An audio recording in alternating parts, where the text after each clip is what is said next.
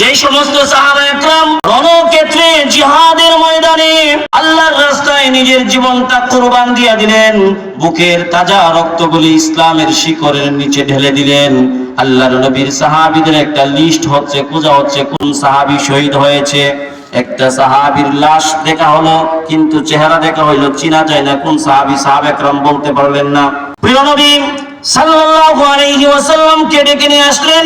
ওগো রাসূল, একটা লাশ আমরা শনাক্ত করতে পারছি না, আপনি একটু দেখেন তো। প্রিয় নবী সাল্লাল্লাহু আলাইহি ওয়াসাল্লাম আয়েশা দেখলেন, এটা আমার সেই সাহাবী যে সাহাবীর সাথে মক্কার সবচেয়ে সুন্দরী রমণী কন্যা আমর বিন ওয়াহাবের কন্যার বিবাহ হয়েছিল। আমার এই সাহাবী ইসলামের জন্য নিজের জীবনটা দিয়ে শহীদ হয়ে যুদ্ধের ময়দানে পড়ে আছে। নবী তার দিকে তাকায়া ছোট্ট করে একটা মুস্কি হাসি দিলেন। আবার তৎক্ষণাৎ নবীজির চেহারা মুবারক থেকে, চোখ থেকে মুক্তার দানার মতো দুই ফোঁটা পানি ঝরে গেল। নবীজি কিছুক্ষণ পরে আবার চেহারাটা ঘুরায় নিলেন। তিনটা কাজ হয়ে গেল। সাহাবায়ে কেরাম জিজ্ঞাসা করলেন, ওগো নবীজি, ইতিপূর্বে এমন করতে আপনাকে দেখি নাই, আজকে এমন করলেন?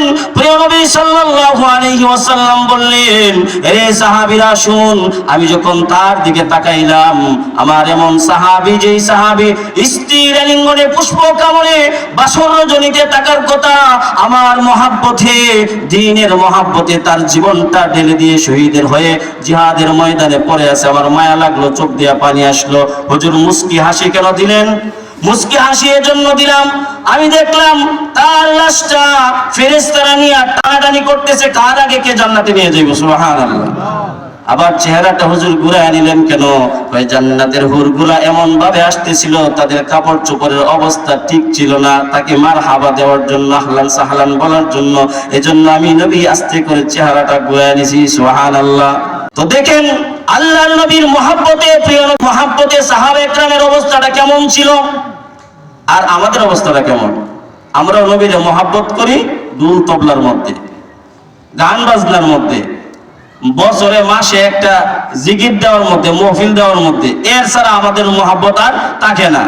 হ্যাঁ, রবিউল আউয়াল আইলে মিষ্টি বিতরণের মধ্যে, লাফালাফি করার মধ্যে। আসলে প্রিয় নবীর মহব্বত যাদের অন্তরে আছে, তারা মহব্বত এভাবে প্রকাশ করে না।